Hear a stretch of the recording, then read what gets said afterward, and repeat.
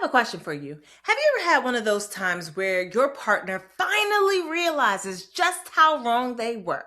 They apologize and you feel a moment of relief, and then suddenly you are pissed at them. You kind of want to break up with them. You low key don't even want anything to do with them. We're going to talk about that right after this intro.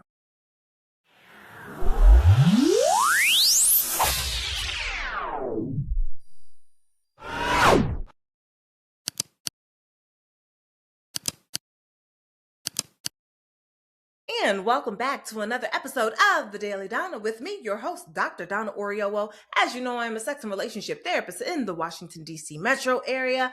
I am the author of Drink Water and Mind Your Business, a Black Woman's Guide to Unlearning the BS and Healing Self-Esteem.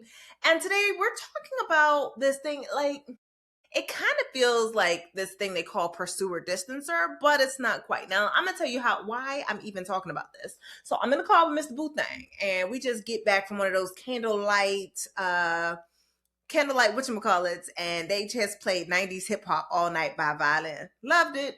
And on the way back, a girl wanted to listen to some Coolio, which somehow turned into 702 Get It Together. And I was just thinking about how you can be wondering, I don't want to stay. I don't want to leave.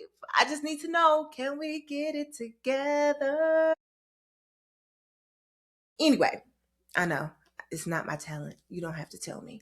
So where it comes to that song came up, and I'm thinking, what I see in therapy is one person really wants to get it together. I don't want to stay like this, and I'm not trying to leave you, but if we can't get it together, I gotta go, right? So they come to therapy, and after some weeks of work, something clicks for their partner. And their partner is now able to see things and understand them and have empathy for their partner, the one who brought them into therapy. Just in time for the one who brought them into to feel that sense of relief and to feel like, oh, we could probably do this. And then the very next session is just like, I don't even think I want to be with this person no more.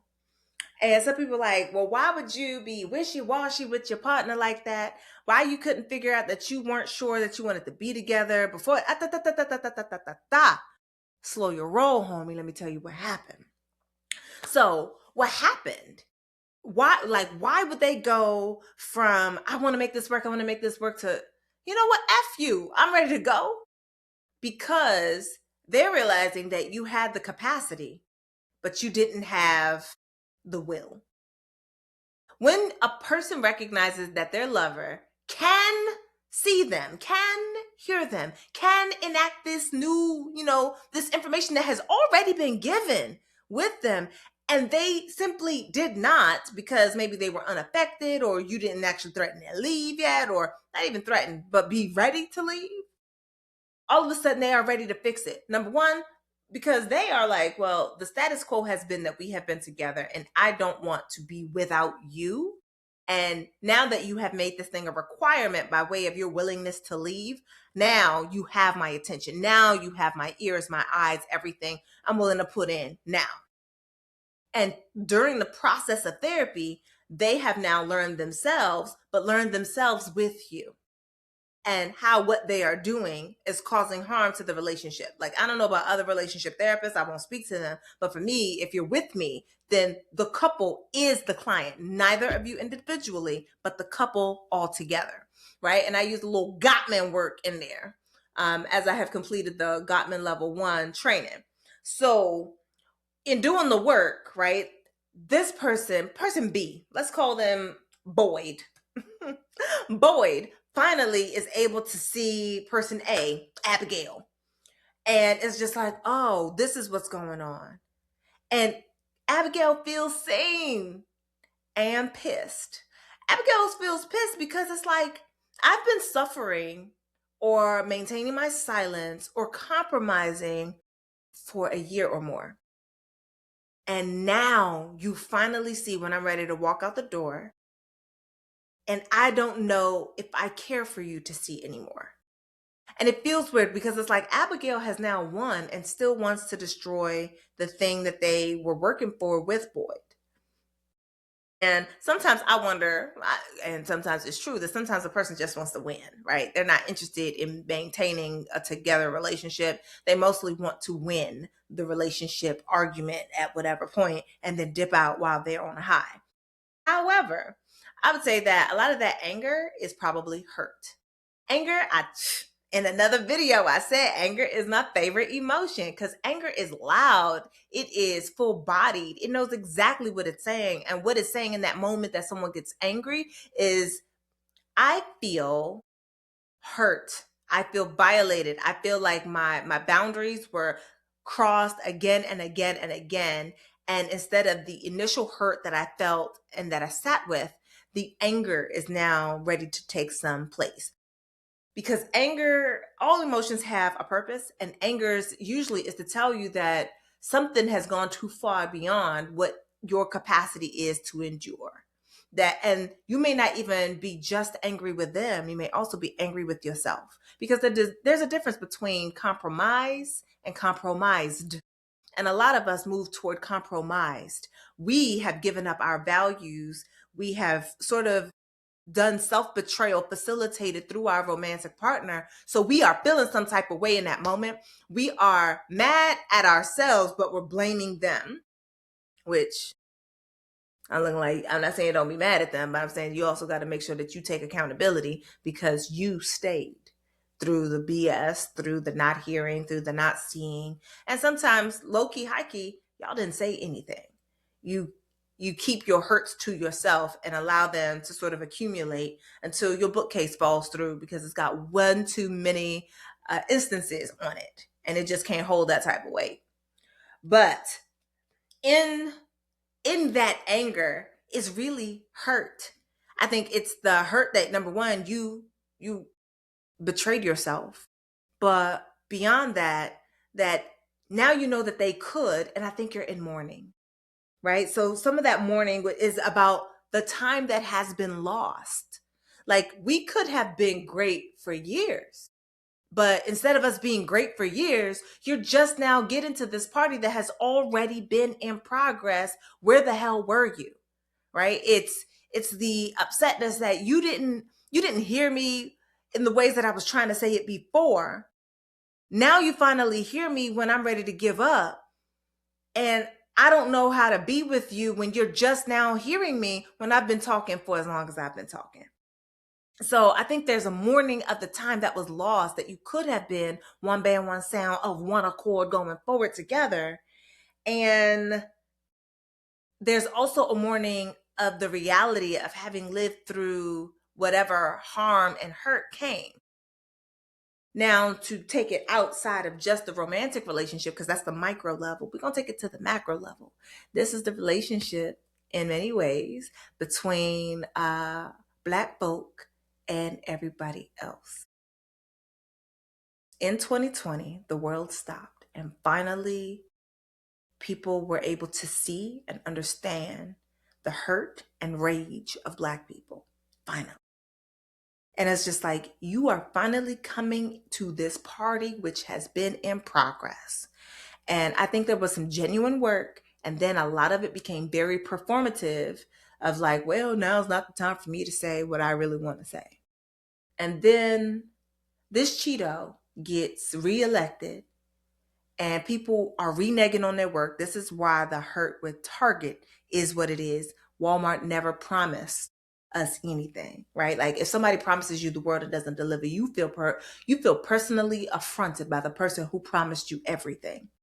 Walmart never promised Black people anything other than to roll back their prices, right? But Target made a promise of being focused and centering and joined with Black folk, and then betrayed that promise, right?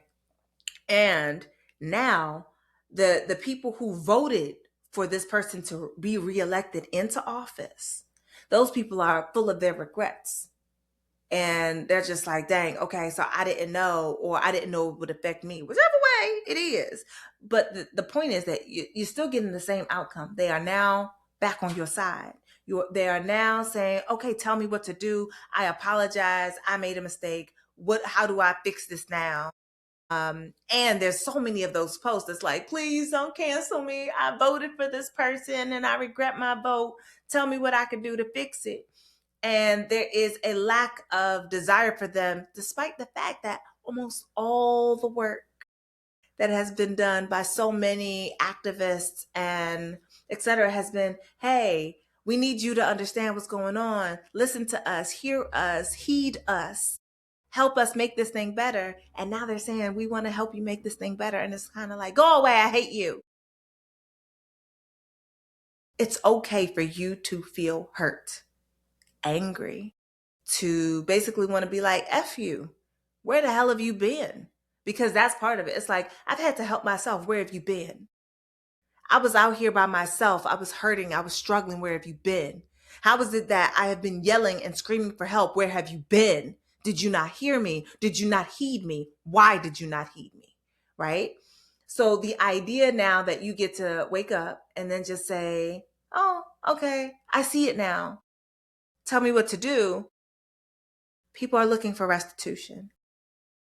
In the first video I did about the Tyra Banks ANTM docuseries, I talk about the steps to the five steps to a true apology.